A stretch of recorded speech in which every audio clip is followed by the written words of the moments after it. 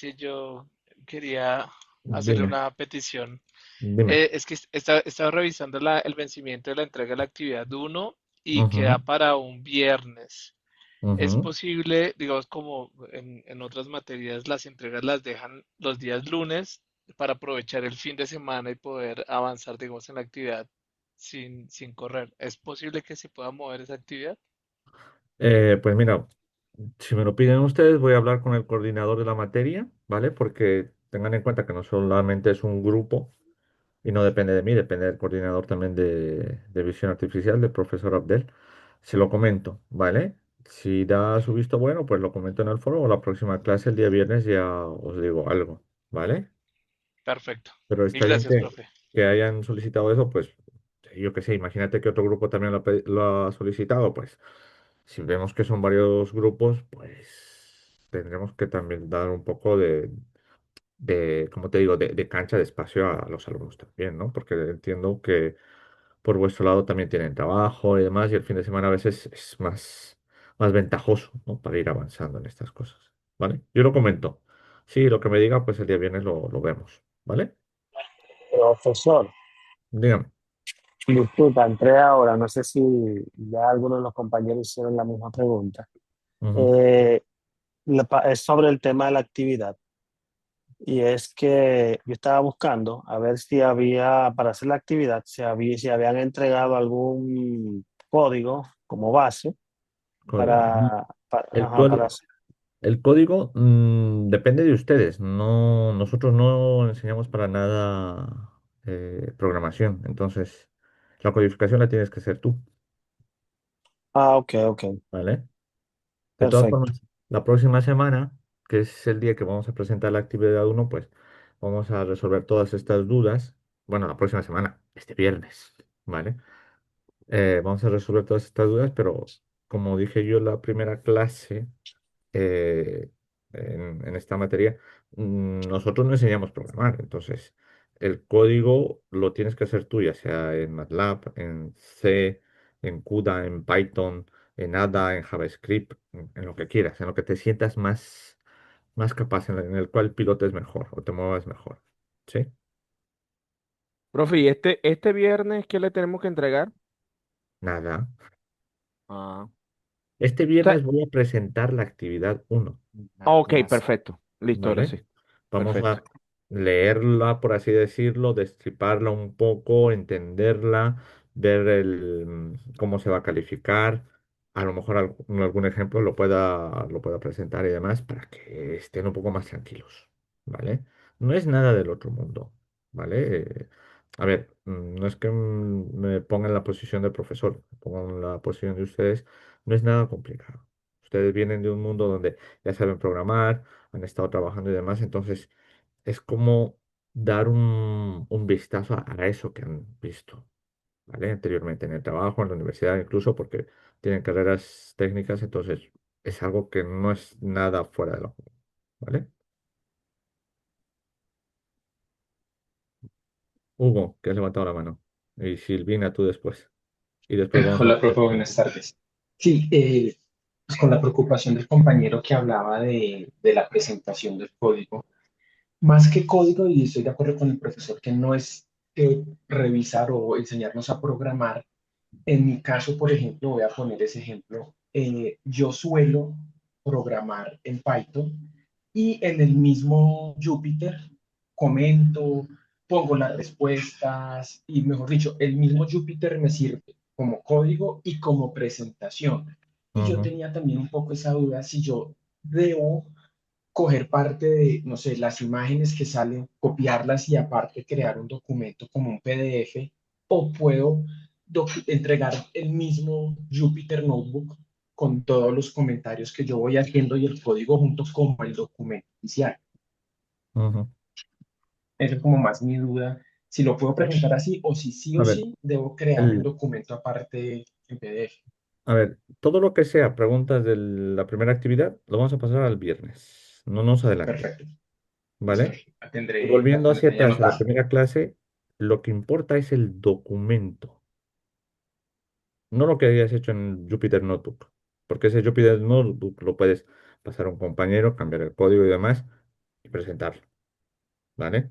Resumiendo, lo que importa es el documento, estilo artículo científico o paper, como quieran llamarlo. Eso es lo importante, ¿vale?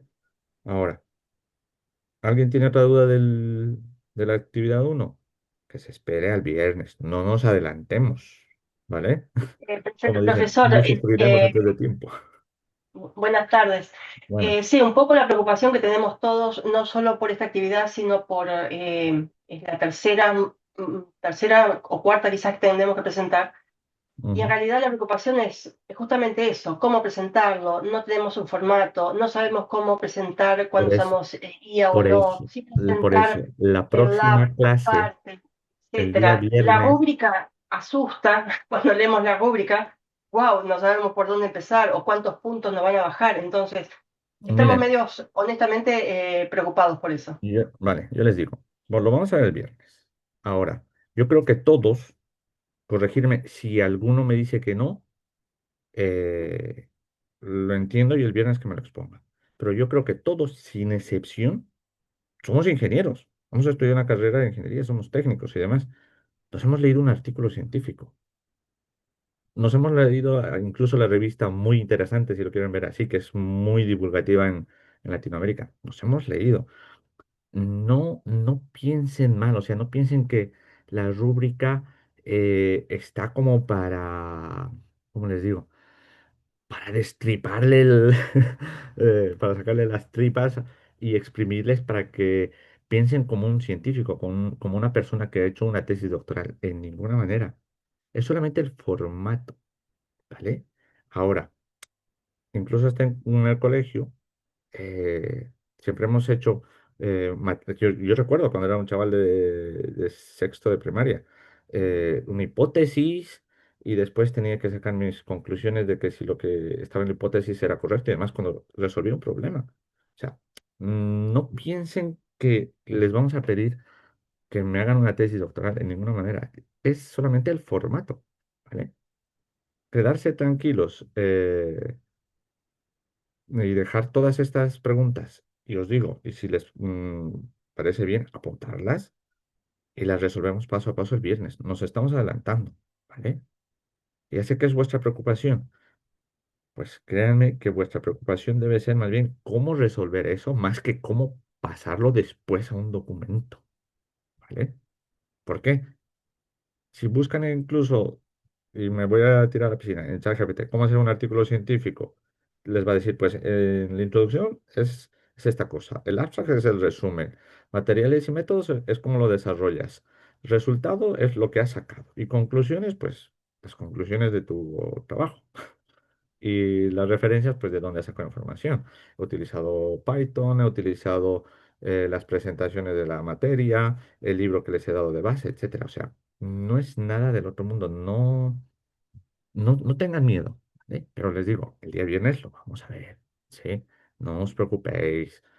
Por otro lado, no somos monstruos a la hora de revisar tampoco. O sea, entendemos vuestras posiciones, que trabajan y demás, que tienen vida más allá del máster, vida más allá del trabajo, que tienen su asunto familiar. Se entiende, ¿vale? Incluso si vais a tener algún problema en el momento de entregar, por lo que sea, hablar con vuestro mentor para que se ponga en contacto con nosotros, para que ustedes, exponiendo el caso, pues a lo mejor se pueda retrasar un día o una persona que tenga un problema, como lo que me pasó a mí la semana pasada, pues también, o sea, no lo tomen muy a fuego, ¿vale? La importancia es de una materia, de un máster, ¿vale? Y no piensen que vamos a destripar todo si no lo hacen a rajatabla. Claro que va a haber algunos problemas esta primera entrega, pero la segunda ya mejorarán y os pondré siempre en el feedback que suelo dar cuando reviso los trabajos. Aquí deberías mejorar en esto. O tus conclusiones, eso que digas, lo he realizado y punto, pues no me vale. Tienes que explayarte un poco más, cómo lo has usado y todo eso, ¿vale? ¿Alguna otra duda más que no sea de la actividad uno para que sigamos? Ninguna. Eric, ¿cómo te comunicas con tu mentor? Pues no lo sé, es tu tutor, el del máster, el que te facilita el máster. No sé cómo hacerlo, por correo, por chat, no tengo ni idea. Sandra, por correo, pues eso. Vale, no hay más dudas, quedarse tranquilos. ¿vale? Venga, comenzamos. Vamos a ver el tema de la semana pasada. Disculpadme nuevamente. Vamos a ver lo que es el tema 5, la detección y cancelación de anomalías, ¿vale? Me podéis interrumpir cuando queráis. Ya lo sabéis, no hay ningún problema. Vamos a ir avanzando. El problema planteado, que nos vamos a poner como punto de inicio, como introducción, ¿vale? Es cómo diseñar un sistema de detección y cancelación de anomalías usando aprendizaje no supervisado, ¿vale? Es decir, que tiene que ir aprendiendo. Para resolver este problema, pues vamos a ver una introducción, los objetivos, anomalías, los métodos de identificación, eliminación de anomalías y está aquí algún ejemplo que os voy a poner. ¿Qué son las anomalías o los outliers que se utilizan mucho en IA? Son patrones inusuales que no se ajustan al comportamiento esperado, ¿no? Es decir, que es poco probable. Si lo esperado es probable, pues no esperado pues sería lo contrario, ¿vale? Generalmente esa anomalía es un ruido, es una captura inestable. ¿Por qué coloco esta imagen de las ovejas con una oveja negra? Pues este outlier, esta anomalía, pasa mucho en la naturaleza. Y de ahí es como el ser humano ha aprendido a tenerlo y a exprimir la información que puede tener. Sin ir lejos, la mayoría de ustedes seguramente es padre. Y no sé si se han dado cuenta, pero cuando nace un bebé, no tiene lunares, para nada. Viene limpio, quitando algunas marcas de nacimiento, manchas de nacimiento, si tuviese, pero viene limpio. Y a partir de que va creciendo, le salen los lunares. Entonces se va generando el outlier, las anomalías, por así decirlo. Y cuando va envejeciendo la persona, esos lunares que tenía van desapareciendo. ¿Por qué? Porque va autoaprendiendo el cuerpo y esas anomalías que estaban presentes por los lunares se eliminan, ¿vale? Entonces, con todo esto, lo que hoy para nosotros es normal, mañana no puede serlo.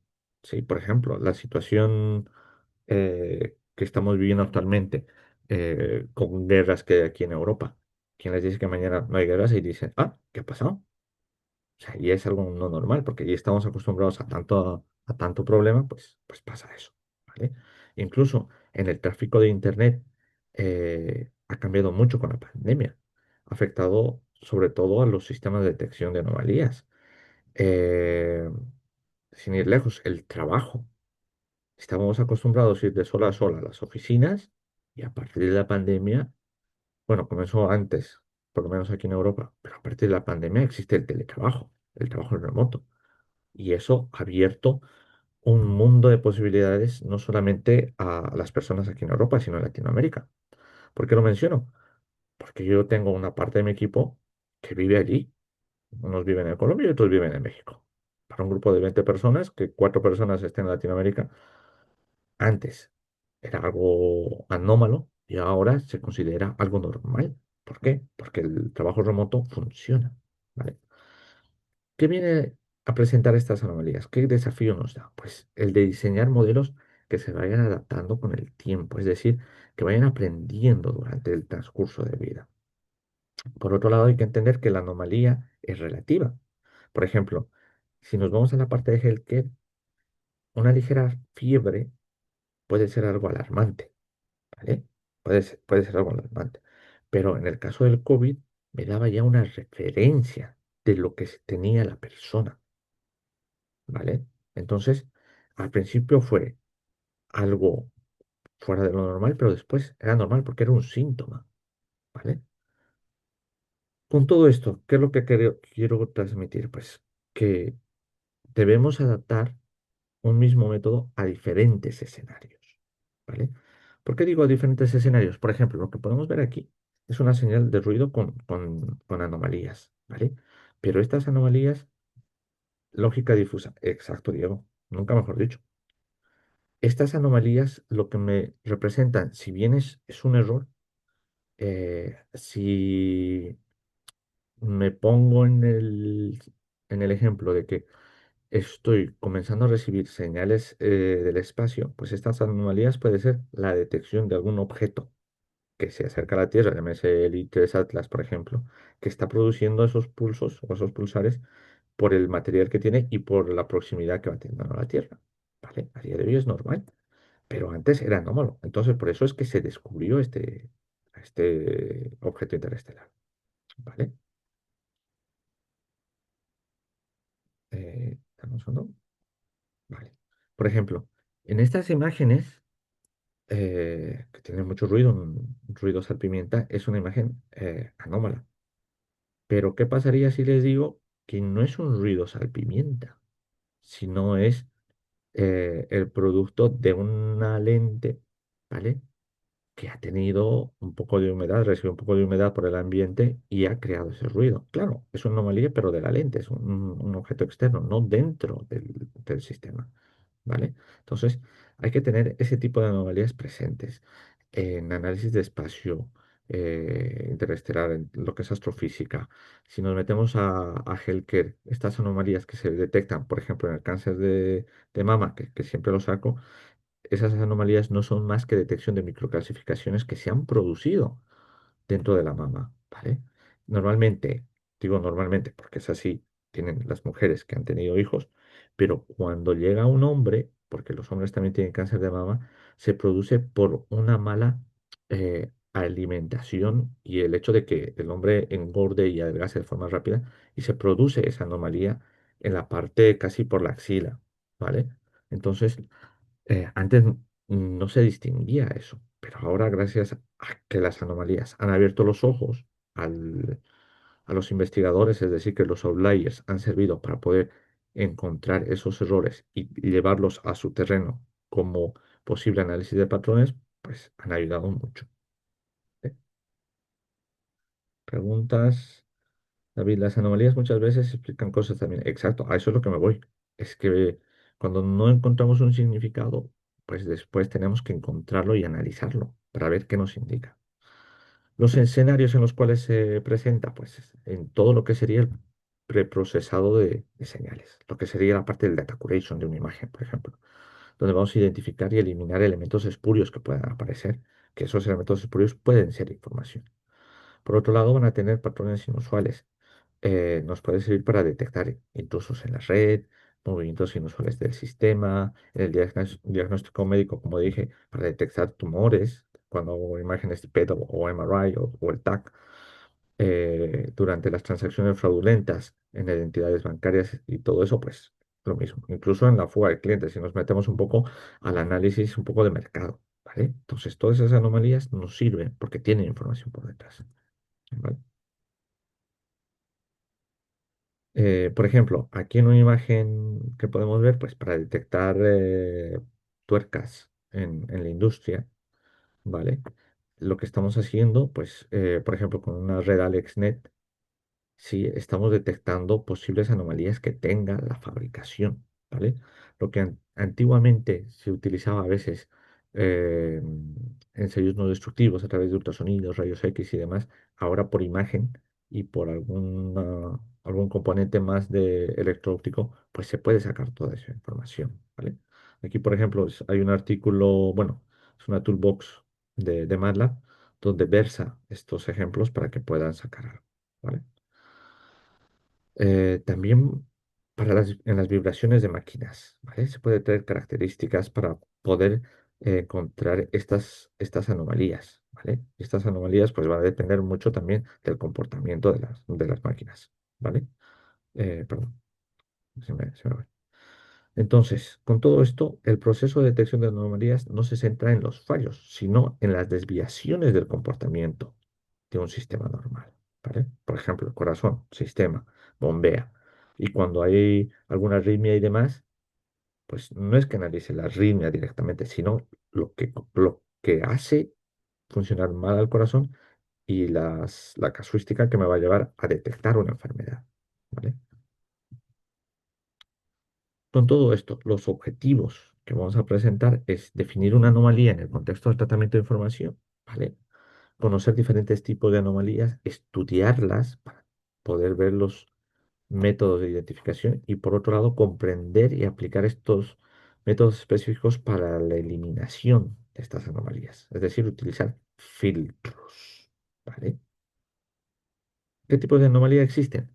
Pues tenemos las que están en función del rango de la señal afectada, de las dependencias o no del resto de los valores de la señal y también de los que tienen una naturaleza distinta, es decir, que tengan un ruido o algo generado por el hombre, por un error en captación o incluso por distintos métodos de identificación, ¿vale? Es decir, que no pueda distinguir qué es algo bueno o algo malo, en pocas palabras, ¿vale?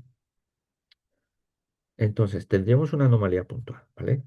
Esto es porque a ver, se dice puntual porque son comparables con los valores atípicos, ¿vale? Los puedo encontrar, ¿vale? Los valores atípicos son puntos que se esperan que estén presentes en un conjunto de datos, ¿vale? Y los errores, pues, son valores aleatorios. Entonces, si tengo una señal, por ejemplo, cosenoidal o una señal de audio, y tengo este pico, pues este pico se puede asemejar, por ejemplo, a cuando yo acerco al micrófono, pues un metal, siempre se produce un chillido, ¿no? Que es un retorno de señal. Entonces, este pico viene a ser una anomalía puntual. ¿Por qué? Porque no se va a volver a producir. ¿Eh? En el ámbito contextual, este tipo de anomalías eh, existe, pero en un contexto de vecindad, ¿vale? Es decir, que están, como les digo, que están relacionadas a partir de series temporales. Por ejemplo, la temperatura que hay en un mismo momento en dos distintos instantes de tiempo, ¿vale? Em, es algo que, si bien es normal, pero no se considera como una anomalía porque esa temperatura ya existe. Para que me hagan una idea. A ver, esto pasa mucho por lo menos aquí en España. A partir de octubre comienza ya el mal tiempo, ¿vale? Entonces las temperaturas no suelen ser elevadas. Pero ¿qué sucede? Existe lo que se llama el veranillo de San Miguel, que en octubre volvemos a tener durante 2 o 3 días temperaturas elevadas, cuando no deberíamos tenerlo. Pero como esas temperaturas elevadas están muy cerca, están muy vecinas a la época del verano, pues no se considera una anomalía, ¿vale? Se trata como algo distinto que ha pasado, pero que es aceptable, ¿vale? Ahora, también existen las anomalías que son correctivas.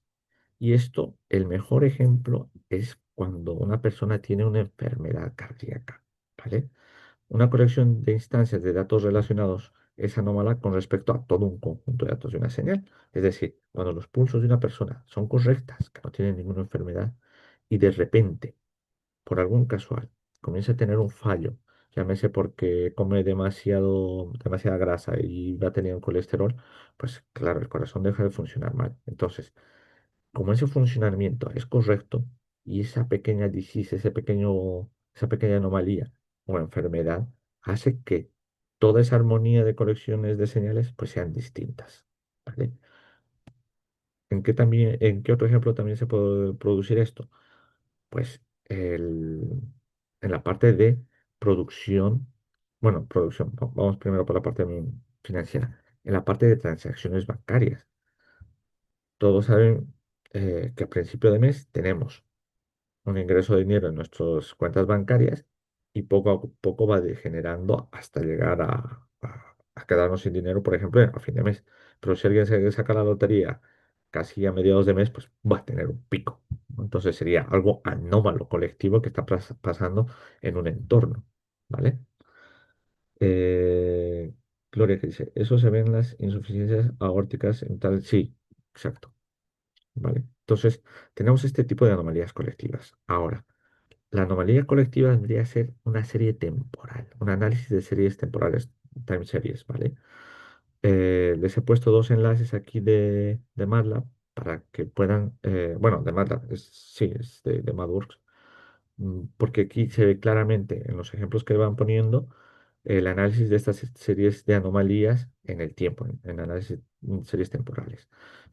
Hay muchos ejemplos, puede ser a partir incluso de días lluviosos durante todo el año o detección de épocas secas en zonas de la Tierra y demás, ¿vale? Los mejores ejemplos son esos. Con todo esto, Los tipos de anomalías son de ruido internos y los externos, ¿vale?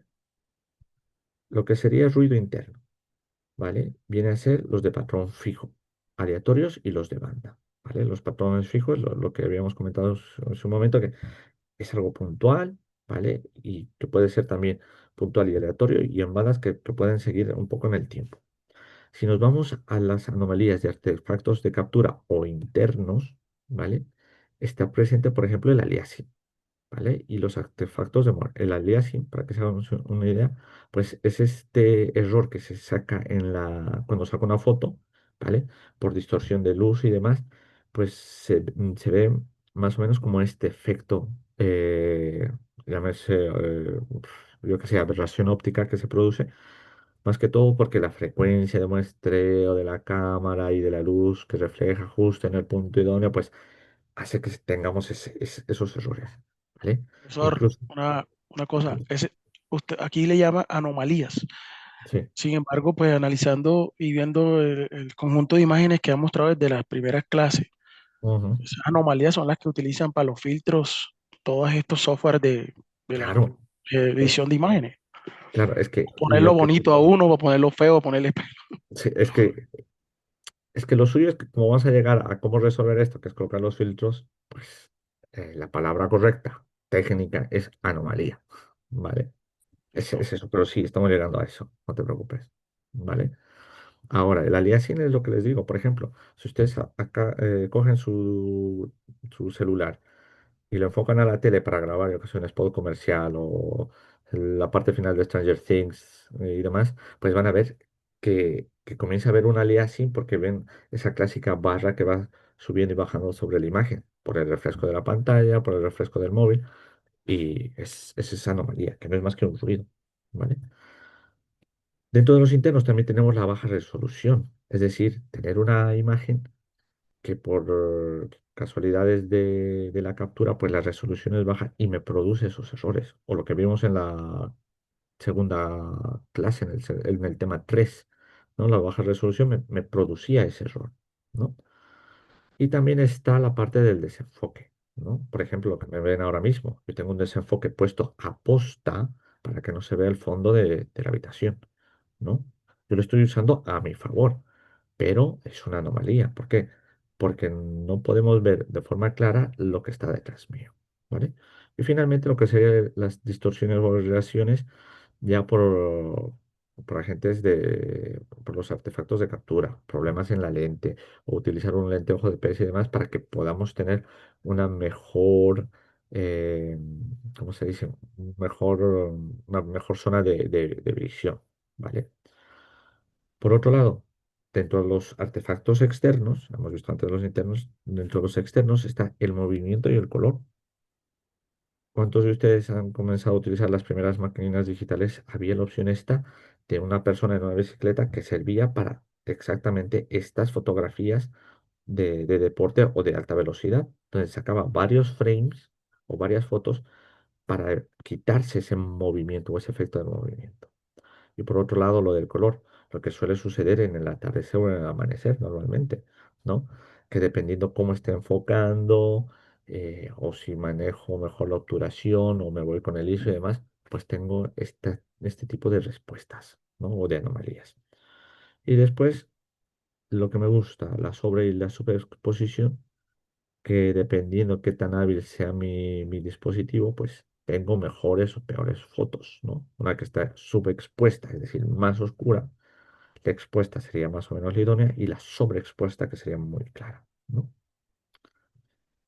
Con todo esto, los métodos de identificación que tenemos son el supervisado, semisupervisado y los no supervisados. Primero tenemos que entender, o sea, primero tenemos que saber cómo debemos identificarlos, ¿vale? Disponemos de algunos ejemplos de anomalías. Por ejemplo, en la parte de diagnóstico médico, un experto me va a reflejar los tramos de la señal en los cuales sucede un comportamiento anómalo de una patología. Es decir, un cardiólogo es el experto, él es el que me dice, mira, aquí donde debería haber una derivada QRS, pues hay un valor que no debería estar. ¿vale? Entonces, es un médico el experto que tengo, ¿vale? En el cual me baso, ya me baso en su experiencia. En la parte de fraude, personas que se dedican a la detección de transacciones fraudulentas. Porque una persona que, yo qué sé, que gana, por ejemplo, 1.000 euros al mes, hace transacciones de 2.000 o 3.000 euros al mes, que no es lógico, ¿vale? Entonces, gracias a estos expertos o gracias a las personas que van comenzando a ser expertos, pues vamos a aprender mejor lo que sería una anomalía en este sentido, para identificarlos, ¿vale? ¿Qué pasaría si no disponemos de ejemplos? Si no tenemos esa expertise, por así decirlo, pues nos vamos a basar o vamos a colocar todas estas anomalías en un análisis de señales temporales, lo que llamamos las time series, o nos vamos a ir almacenando todos los datos para después sacar algo, ¿no? El Big Data ha comenzado con eso. No teníamos una identificación de qué podíamos hacer con esos datos, los hemos ido almacenando y después la única forma de analizarlos, pues gracias al Big Data, pues hemos comenzado a hacer una identificación para poder sacar petróleo de donde no hay, por así decirlo. ¿Vale? Con todo esto, nos tenemos que hacer estas preguntas. Uno, ¿puedes ver las anomalías visualizando los datos sin procesar? Dos, ¿puedes ver las anomalías en datos transformados a otro dominio? Y tres, después de separar estadísticamente las características normales y anómalas, pues son verdaderas, o sea, que las puedo realizar o no, ¿vale? Entonces, para esto, tenemos que visualizar los datos, ¿no? Hacer una visualización directa, que sería una de las primeras estrategias que se tiene que emplear. Tengo, por ejemplo, estas señales y tengo que ver el comportamiento, ¿vale? Entonces, con eso ya puedo sacar unos histogramas, unos diagramas de dispersión o lo que sea para poder analizar, ¿vale? Si me voy un poco al mundo de healthcare, pues lo que analizo o lo que se hizo antiguamente era a través del fonendo o el estetoscopio analizar el pulso cardíaco, ver cuántos pulsos tenemos por segundo. Entonces, internamente la cabeza de los médicos pues comenzaban a hacer ese conteo. Y si veían que si se pasaba o no se pasaba de unos valores durante un minuto, pues ya encontraban un problema. Entonces, ellos comenzaron a visualizar todos esos disease, estos problemas, ¿vale? Después tenemos que hacer una detección de umbrales, que consiste en establecer valores tope o divisiones en valores numéricos que ya sean por debajo o por encima de este umbral o de esta frontera, ¿vale? Este enfoque es útil porque para detectar algunos picos inusuales o algunas caídas abruptas, sobre todo en las señales cardíacas, incluso cerebrales, pues nos ayudan. Porque si una persona está decayendo, por así decirlo, del pulso cardíaco, pues los pulsos, en vez de ser tan equispaciados en el tiempo, son más largos. Entonces, el umbral en tiempo, por ejemplo, ya se pierde. Y lo mismo en intensidad. Si una persona está sufriendo un desmayo, esos pulsos tienden a atenuarse, ¿vale? En MATLAB, por ejemplo, hay funciones como fit change, ¿vale? Que se utiliza para detectar ese cambio de señales. En Python había una dentro del Plotlib, ahora mismo no me acuerdo cuál es, pero había un método que ya sé que Matplotlib, que es exclusivamente para gráficas, pero servía para poder detectar este cambio de señal, ¿vale? Pero vamos, esto me sirve, si se dan cuenta ahora mismo, para hacer una uralización, ¿vale? Por ejemplo, en MATLAB también se visualiza procesos mediante gráficas de control, ¿no? Para detectar si estos niveles van fuera o dentro de los límites o los umbrales que yo estoy proponiendo, ¿vale?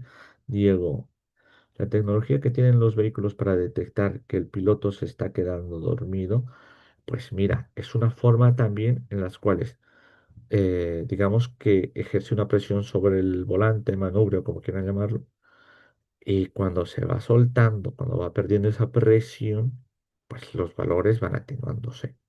Sí, es correcto lo que dices. Perdón, me he adelantado. Después de estos métodos estadísticos están los métodos de transformación. Entonces, ¿por qué se llama de transformación? Porque se tiene que hacer, eh, o porque se basan, perdón, en transformaciones que se aprovechan la capacidad de convertir estos datos a otros dominios, ¿vale?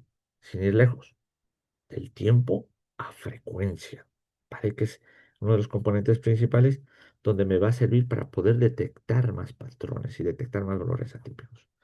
Gloria, el enlace para ver más enlace. Ah, vale, gracias, Gloria. Vale. Más adelante vamos a analizar un poco más a detalle la transformada de Fourier y los análisis de componentes principales, ¿vale? Incluso las wavelets. Pero un método de transformación para encontrar estas anomalías es llevar al periodo de la frecuencia, ¿vale? Por ejemplo, si yo analizo la fotografía que me están, perdón, la fotografía, la imagen que me ven ustedes ahora mismo, imagínense que la tengo muy distorsionada, ¿vale? Sin ir lejos, las fotos antiguas, que cuando por el pasar del tiempo se ponen más quebradizas, parece como si fuesen muy hechas con mosaico y demás, pues cuando yo escaneo esa imagen, la tengo directamente a una imagen en formato digital, llámese en análisis temporal o de espacio, porque solo estoy viendo los defectos. Por más que le aplique filtros en análisis temporal o de espacio, no van a ser tan buenos como si agarro esa imagen y me la llevo al dominio de la frecuencia. Esas grietas que se van formando en las fotografías antiguas, pues se pueden analizar desde un punto de vista en frecuencia y las puedo filtrar. Y cuando las lleve nuevamente a la parte temporal o espacial, pues me voy a reducir bastante ese ruido que se ha ido generando. Sandra, profe, pero aplicarlos a otros dominios no implica modificar el umbral. Lo que pasa es que voy a aplicar los umbrales en otro dominio, no en el de tiempo o en el espacio. No sé si me van a entender. Antes de aplicar los umbrales, hago la transformación y después aplico los umbrales. ¿Eh? ¿Preguntas? ¿Nada? Venga, seguimos, porque el tema da para más y hemos hablado mucho al principio. Sobre los métodos de identificación, ¿vale? Sobre todo vamos a comenzar con lo automático, los supervisados, ¿vale? Las anomalías están etiquetadas.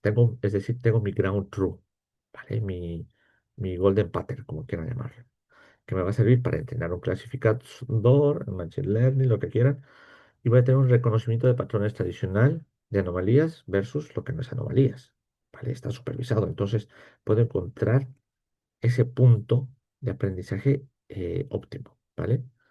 El desequilibrio que existe entre ambas clases es muy significativo, es muy variable, ¿vale? Entonces puedo encontrar diferente probabilidad a priori de ambas clases y necesidad de equilibrar previamente los entrenamientos, ¿vale? Modelos comunes, por ejemplo, Support Vector Machine, regresión lógica, las redes neuronales, los árboles de decisión, el Random Forest, etcétera. Eso sería un método de identificación por aprendizaje automático, ¿vale? Es decir, meto mis datos, como tengo mis valores supervisados, tengo mis datos de entrenamiento muy, muy sesgados. Esto es gato, esto es conejo, esto es perro. Pues el modelo aprende y entonces los resultados de los datos de entrada pues van a ser muy óptimos, ¿vale? Van a distinguir lo que es bueno y lo que es malo, ¿vale? Ahora, los desafíos. Pues para muchas aplicaciones las anomalías no se conocen de antemano, ¿vale? O pueden ocurrir espontáneamente como novedosas, lo que hemos estado hablando al principio de la clase, ¿vale?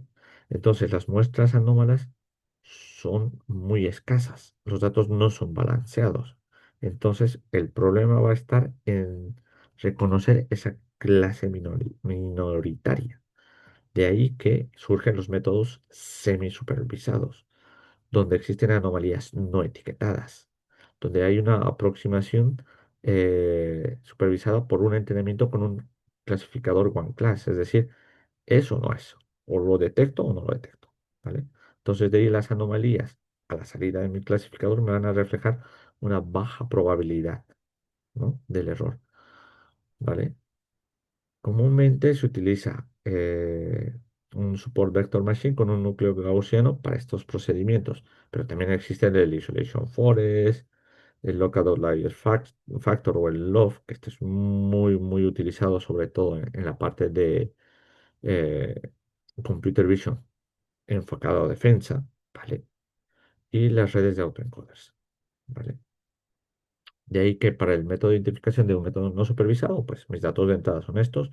El entrenamiento solo me detecta lo que es anómalo, perdón, o lo que es óptimo. El resto para mí no sería anómalo. Y, y ya puedo sacar unos resultados. Pero claro, al no saber qué es anómalo o no anómalo, pues me da esa variación. Entonces podría caer ahí en una mayor probabilidad de error, ¿vale? ¿Qué pasa con los métodos no supervisados? A ver, preguntas que no se me... ¿Alguien ha preguntado algo? ¿No? Vale. No, Daniel. ¿Cuándo usar un método supervisado y cuándo un semi-supervisado? Ahora voy a preguntar para que ustedes me digan, ¿vale? Muy buena pregunta, te me has adelantado, pero es una pregunta que las voy a hacer yo a ustedes ahora, cuando termine esto. Los métodos no supervisados. En un método no supervisado, deep learning, veámoslo así, no disponemos de muestras anómalas etiquetadas. No sabemos qué es anómalo y lo que es bueno o lo que es malo. No lo sabemos. No entrenamos ningún modelo a partir de ejemplos, ¿vale? Por pares. Entonces, lo que vamos a es inferir la existencia de una anomalía a partir de una estructura de datos. Utilizamos técnicas de clustering o estimación en función de la densidad probabilidad, ¿vale? Usar histogramas, método de parsing, los camins, etcétera, ¿vale? Y hay que tener en cuenta que la anomalía está muy lejos de los centroides, es decir, que está muy lejos de estos clusterings que voy haciendo, ¿vale? Por lo tanto, voy a tener una baja probabilidad de ser observado. En pocas palabras, eh, en pocas palabras, mis datos que están sin etiquetar, utilizando un algoritmo no supervisado, pues si se dan cuenta los resultados que voy a tener de algo que es anómalo o no anómalo, pues ya va a depender mucho de cómo o de qué tan eficiente sea mi algoritmo, ¿vale? En este caso no se requiere ningún tipo de conocimiento previo, ¿vale? No va a haber un etiquetado. Normalmente las distancias o densidades se utilizan para dar una estimación de lo que es normal a lo que no es normal de un valor típico. Para aquí, por ejemplo, el Support Vector Machine de clase única, pues me puede ayudar a encontrar estos hiperplanos, ¿vale? Todo lo que sería también el Isolation Forest, que viene a ser la piedra angular del Deep Learning, ¿vale? Es el que nos ayuda a poder encontrar todos estos, para ver cómo se han construido los árboles que aíslan cada observación de cada una de las ramas, ¿vale? Y los autoencoders de las redes neuronales entrenadas con datos normales, pues me sirve para reconstruir estas entradas originales, ¿no? La ventaja es que para datos de señales e imágenes son muy empleadas y los resultados son muy alentadores. Si se dan cuenta, el ejemplo del Isolation Forest, pues no es más, bueno, si lo queremos extrapolar, pues sería un comportamiento más o menos de estas características. Y una red neuronal, una deep learning, tiene más o menos esta característica física, ¿vale? Diego, ¿se puede entrenar un supervisado y un no supervisado con los mismos datos? Sí, se puede. ¿Y los resultados deben ser similares? No necesariamente, porque uno le vas a dar todo comidito y en el otro a medias. No necesariamente van a ser los mismos resultados, ¿vale? El Forest también se puede usar para los semisupervisados. Sí, ¿vale? Pero con matices, como lo hemos mencionado antes, ¿vale? No del todo, como el Support Vector Machine, que es de clase única sí, y si es genérico no, ¿vale? Vamos, seguimos.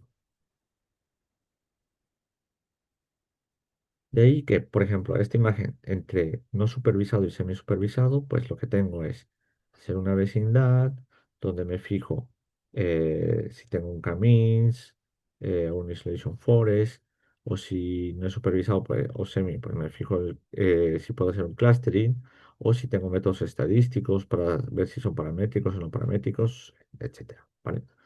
Ahora, la pregunta para todos. y responderla en el foro si queréis también. ¿Cuándo debería utilizar un método supervisado y cuándo no un semi supervisado? Incluso un no supervisado. ¿Cuándo debería usar cada uno de estos métodos? Ha habido algo que he dicho en los tres. No por igual, pero he dicho esa cosa ha diferenciado mucho. A ver, el foro, bueno, cuando tengamos nuestras muestras balanceadas. Sí, supervisado cuando se tiene información la cual es anómala. También, cuando hay etiquetas de algo de información la cual es anomalía. Si los datos etiquetados. Daniel, todo depende de los datos, ¿vale? Todo depende de los datos. ¿Por qué digo eso? Si tengo datos que están completamente identificados, que están bien tratados y demás, pues sé que es algo supervisado. Si están medianamente etiquetados y demás, un semi. Y si son datos puros y duros donde tengo que analizar las cosas, pues es un no supervisado, ¿vale? Todo da vueltas a través de los datos y su etiquetado, claro, ¿vale? Pero la cosa es los datos, ¿vale? ¿Cómo eliminamos estas anomalías? Pues para mitigar estos efectos anómalos durante el procesamiento de señal, se emplean varias técnicas que van a abordar distintos enfoques. La más usada, el filtro, sobre todo el filtro no lineal que se aplica a señales de una dimensión o dos dimensiones. Su respuesta se basa en ordenar los puntos o píxeles, en este caso, que forman la ventana en la que va a cubrir el filtro. ¿Se acuerdan que dimos unas pinceladas de lo que era una convolución y les dije, una convolución no es más que la multiplicación de dos funciones, es decir, hacer un filtro, ¿vale?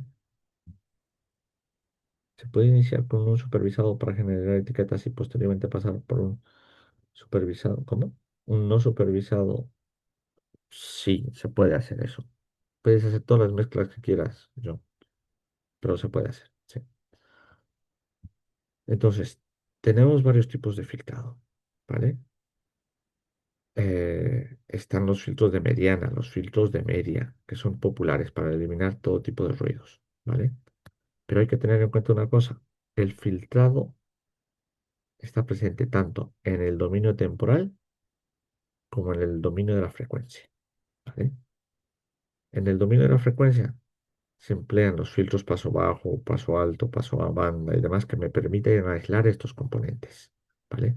En el dominio temporal o espacial se pueden utilizar métodos que suavizan o filtros adaptativos que se ajustan a la respuesta dependiendo de las variaciones de la señal, ¿vale? Es decir, que voy a tener una mejora de la capacidad de eliminar estos ruidos, ¿vale? Bueno, eliminar, reducir. Por ejemplo, el filtro de mediana es comúnmente empleado sobre todo cuando hay ruidos impulsivos, es decir, los puntuales, ¿vale? Se aplica mediante una ventana deslizante de tamaño n muestras, ¿vale? La desventaja me va a modificar el valor de las muestras. Por ejemplo, si tengo esta señal cosenoidal, si se dan cuenta, tengo dos valores anómalos. Pero si utilizo una mediana de ventana, imagínese, de 4, pues estos valores van a ir cambiando, ¿vale? En el transcurso del tiempo, pero a la vez voy a ir eliminando estos pequeños artefactos que se van generando. Por ejemplo, y bueno, y el filtro de media, pues es crear una media, ¿no? O sea, la mediana es sacar el término medio, por así decirlo, y la mediana, pues es sacar la media, ¿vale? Es estadística. Si esta es mi señal original y este es el ruido que se me ha generado al capturar la información, si aplico un filtro de media, podemos ver que las características son muy parecidas a la señal inicial, pero si utilizo una mediana, un promediado, eh, mis características o mi señal resultante pues es mejor, ¿vale? Ahora, Si lo hago en dos dimensiones, y esto es el ejemplo que comenté antes, si nos íbamos a frecuencia.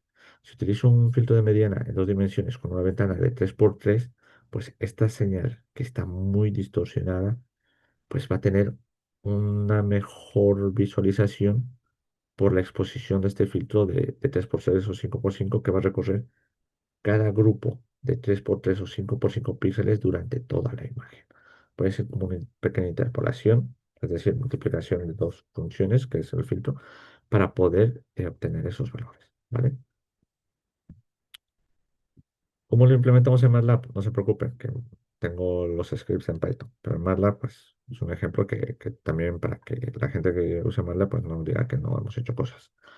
Pues tengo la lectura de imagen, le coloco mi ruido salpimienta y a continuación ejecuto un filtro de mediana, ¿vale?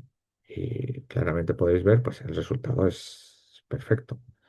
Estoy sacando una imagen mucho más mejorada, ¿vale? Aparte del filtro de mediana, también existe el filtro de Happel, ¿vale?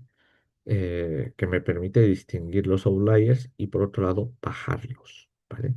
Si bien mi filtro de mediana de mi señal original es la que podemos ver aquí, la señal filtrada es lo que está en color rojo o en color naranja. Cuando aplico un filtro de Happel, ¿vale? Reduzco igualmente esos valores, pero trato de mantener, por así decirlo, un valor superior, ¿vale? Al valor real, ¿vale? Donde ya voy considerando como una toma o como una umbralización más alta de todos estos valores de anomalías, ¿vale? Hay que tener en cuenta que el filtro de Happel, ¿vale? Me va a dar una media móvil, después va a generar una diferencia absoluta y finalmente voy a tener una umbralización de la tolerancia, ¿vale? Otros filtros en dos dimensiones que nos ayudan mucho para este tipo de imágenes están las de media geométrica, la de media armónica, la de puntos máximos y puntos mínimos, ¿vale? Son filtros que están presentes, ¿vale? Vamos a ver algún ejemplo más adelante en Python. Otra forma de eliminar también las anomalías, pues utilizando técnicas estadísticas, ¿vale? Es decir, usando aproximaciones en función de la densidad probabilidad de los datos.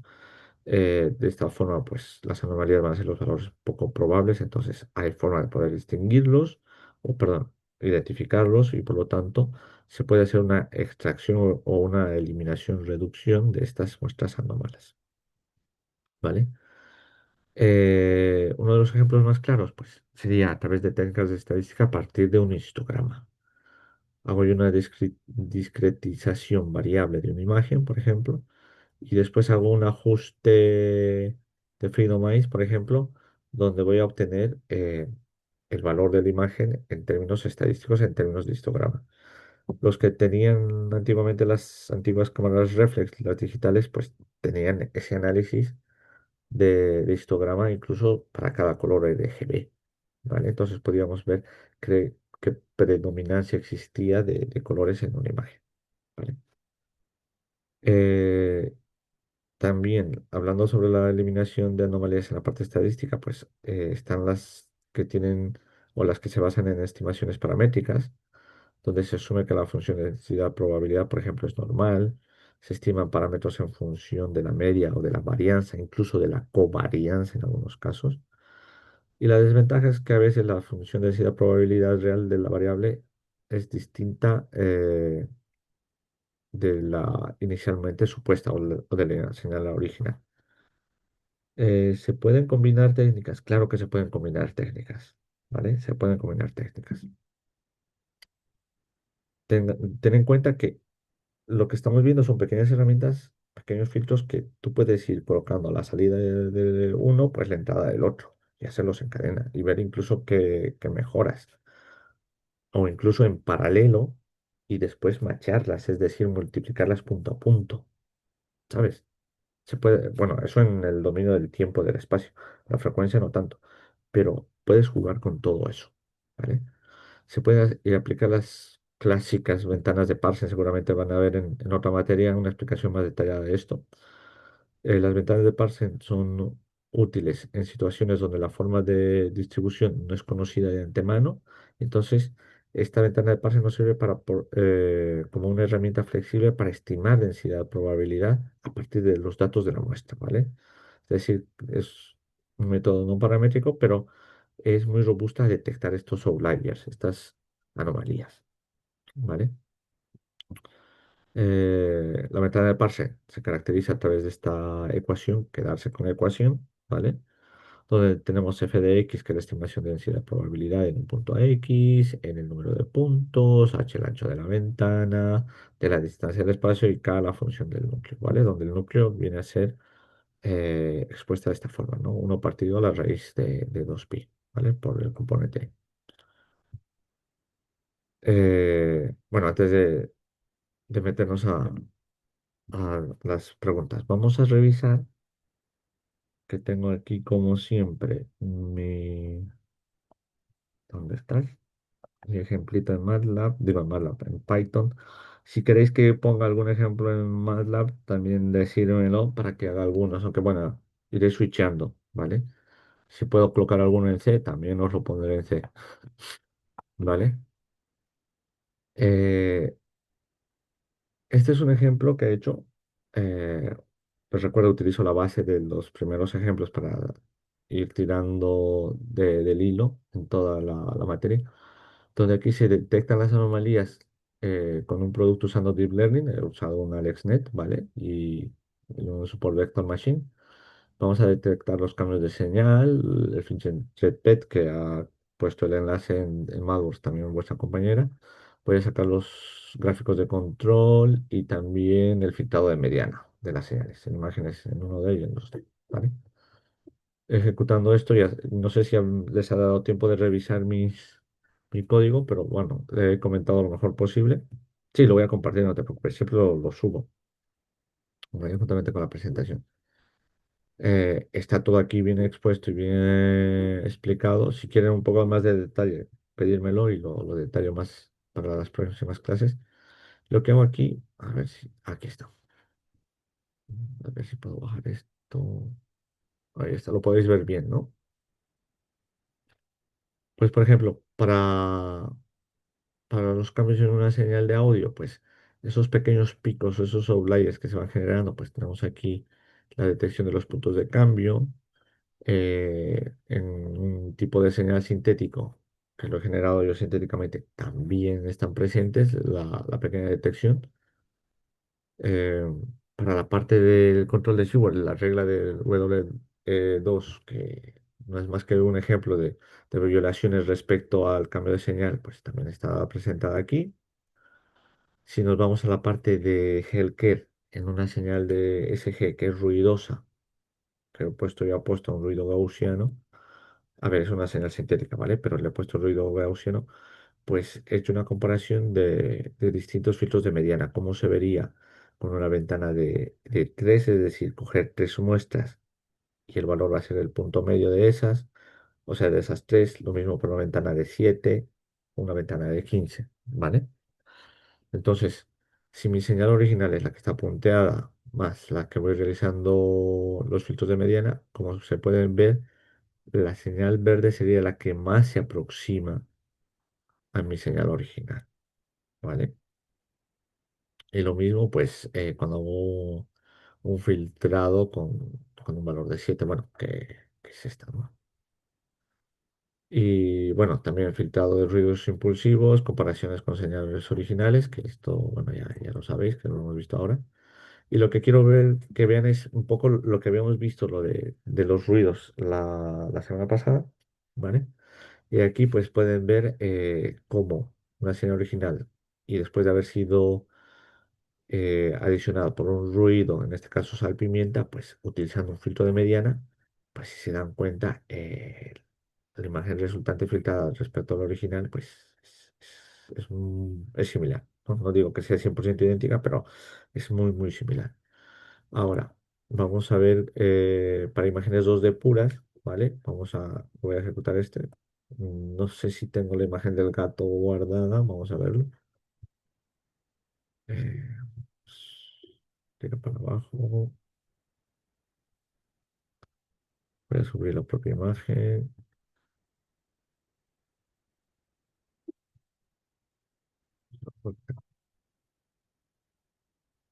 A ver, creo que ya se los he comentado. Yo no suelo utilizar el Jupyter Notebook porque soy más de Spider y lo pongo en Colab. Pero vamos, trato de comentar mi código, ¿vale? Vamos a elegir una imagen cualquiera. Si mal no me equivoco, la tengo la de los gatitos. No me acuerdo dónde estás. Gatitos, ¿dónde estás? Sí, yo sé que está por aquí. Aquí está, gatitos. Bueno, esta de aves. Y lo ejecutamos, ¿vale? Esta es la del tucán, imagen original. Este código podría servir como base o intento inicial para probarlo sobre imágenes que tengamos, por ejemplo, en nuestros proyectos. Claro, por eso es que lo estoy. Antes no me lo pedían que lo comparta, pero hace 2, 4 meses atrás le sirvió para uno de los alumnos, entonces procuro compartirla. Ahí en algunas veces, bueno, como esta vez, lo he mejorado bastante porque introduzco yo una imagen inspeccionándolo en el disco duro y demás, y lo he hecho un poco más friendly user, ¿vale? Por así decirlo, no encuentro las palabras, pero bueno, lo he hecho más amigable. Entonces, imagen original, eh, un mapa de anomalías detectadas, ¿vale? Que pueden ser en este caso serían que se me ve el nombre, los destellos de imagen, es decir, las sobresaturaciones, por ejemplo, que voy detectando.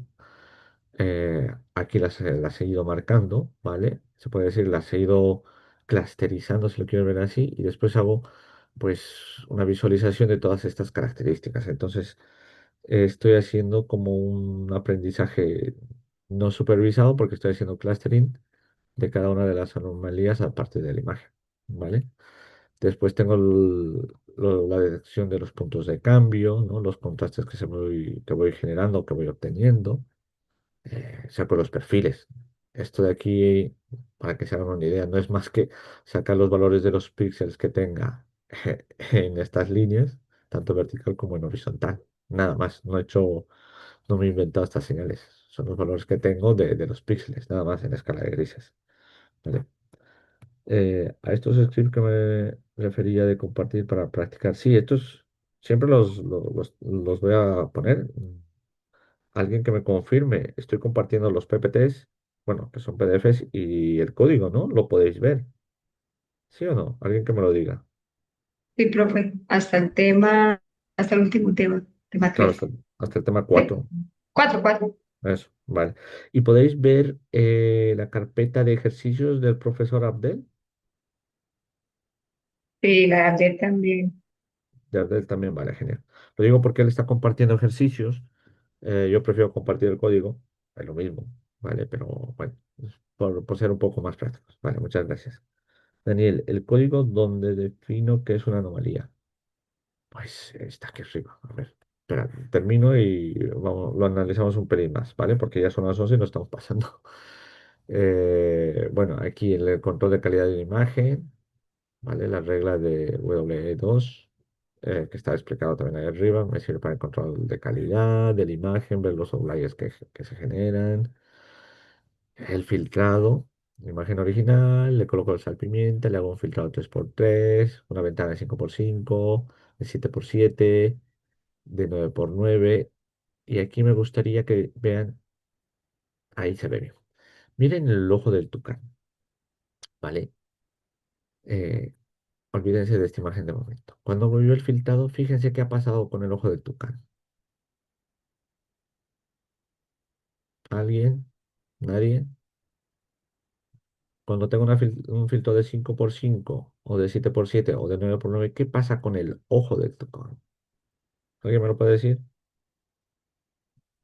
Se tiene que proporcionar al tamaño de la imagen. Claro, pero lo que está haciendo el filtro, como estamos dando como valor medio de esa ventana de 3x3, el promediado, ¿vale? Si se dan cuenta, estoy Pierde el brillo. estirando, Acláralo. estoy estirando, estoy difuminando muy bien. Nicandro, muchas gracias. Estoy difuminando. Ahora dígame, ¿en qué aplicación del móvil se utiliza esa difuminación para quitar patas de gallo o arrugas? A ver, ¿alguien me lo puede decir? Solo trae la cámara, el ¿Filtros? estado de belleza. En los filtros. TikTok, Los filtros de, claro, los Snapchat, filtros de la Los, sombra. TikTok, filtros. los Bueno, filtros. no Los tanto, filtros. exacto, no tanto de edad, pero son los filtros, ¿vale? Filtros de TikTok. Exacto. Si se dan cuenta, no estoy haciendo nada más que aplicar un filtrito de mediana a una imagen. Entonces, si lo estiro mucho, pues ya canta bastante, es decir, ya se nota bastante. Pero si no, pues por eso les decía lo del ojo, pues aquí es impredecible. Entonces, esas aplicaciones que ponían en los teléfonos móviles, en los celulares, de, ay, mira, me hago el filtro de belleza para quitarme las patas de gallo, para Como no en el estar... colegio. Disculpen, fue un pedito. Di- Dime, ¿En cuándo? Pues fue en la tarde fue en cuándo, pues. dime, Dante. 5.3. Dante, Y ¿Cuánto no es se nomás, cayó? profesor. 5.3 es un montón. Dante. Sí, creo que está abierto solo. Pues eso, que para eso nos sirven los filtros, ¿ves? Ya se están dando cuenta de la capacidad que tenemos de implementarlos, ¿no? O para qué nos sirven. Ahora lo que nos decían, y ya con esto terminamos. ¿Quieren ver dónde está la detección del ruido? A ver, tiro para arriba. Resumen final. Aquí están los filtros. Aplicar los filtros de mediana. Mapa de tal, imagen original, visualización, calidad. El mapa, yo sé que está por aquí. Calcular los límites, el camins. Gráficos de control de calidad de imagen, posiciones. Está por algún lado. Yo sé que está porque lo he hecho yo. El promediado, detectar los cambios. Aquí, cuando voy detectando los cambios, pues voy detectando los outliers, los errores. ¿Vale? Por eso está la detección de puntos o perfiles de imagen, pues con eso voy detectando los outliers. ¿Vale? Y las anomalías, pues con esto. Imagen con anomalías marcadas. Las voy visualizando y las voy generando. ¿Vale? Estos resultados tendrían que pasarlo luego a expertos para que confirmen si es o no anomalía, ¿cierto? Claro, a ver, para que sea supervisado, pues sí. Si no, pues ya con esto me vale, porque ya estoy detectando más o menos las anomalías. Diego, ¿colocan los filtros en aplicaciones y regalan los datos biométricos? No. A ver, los datos biométricos es otra cosa, ¿vale? Eh, a ver, esto solo le sirve un poco para identificar lo que estamos viendo en clase y para poder tener algo, incluso para comenzar las prácticas y todo eso, por así decirlo, ¿vale? O las actividades, ¿vale? Y volvemos a la presentación y que se me va el tiempo. Aquí está. Dudas, preguntas hasta este punto. Nada, sí, no. No, claro, profe. En el foro pueden acceder al foro, ¿no? No han tenido problemas. Para la próxima clase vamos a abordar el desafío de mejorar la visibilidad de detalles en imágenes. ¿Vale? A ver cómo lo hacemos. A ver cómo nos va. Bueno,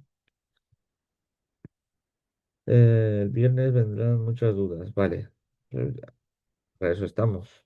¿Vale? Y nos vemos el viernes. Creo que es a las 10 de la noche también. De 10 a 12. Apuntarse todas las dudas de la actividad uno, ¿vale? Vamos a hacer la clase si queréis. La hago un poco más ágil, la hago un poco más rápida, ¿vale? Que no quita o sea, que no significa que quite cosas. Y ya nos centramos directamente en la actividad. Profe, hoy son dos horas, ¿no? ¿Cierto? El viernes sí, lo que pasa es que la semana pasada era 1 hora y cuando me han hecho el cambio por el problema que he tenido me han puesto 2 horas ahora, pero no, en realidad Ah, es el viernes. el Ah, ok, viernes ok. es la de 2 horas. Sí, se han equivocado porque, Ah, sí, claro, tiene toda la razón. la Está semana pasada era repetido, 1 hora, parece. Ujú, listo. ¿vale? Recuerda Entendí. cargar el tema 5 Notebook de Colab. No, bueno, sí, lo voy a compartir, sí, lo suelo compartir. Sí, hoy es solamente una hora, porque es de la clase de la semana pasada, que no pude estar, que ya he pedido disculpas nuevamente, os pido disculparme por haberlo cortado muy deprisa, pero he tenido un inconveniente familiar y es que no había forma de poderme conectar, ¿vale? Tenía todo listo, pero no podía hacerlo, ¿vale? Les pido disculpas por eso la clase de hoy, les agradezco que hayan venido y nada, el viernes nos vemos, ¿vale? No tengan miedo de la actividad uno, quedarse tranquilos, ¿vale? Lo vamos a ver Vale, profe. con más calma, Muchas ¿vale? gracias. Ok, muchas gracias, profe. De Gracias, nada, muy amable. no vamos a Luego, muchas pararle. gracias.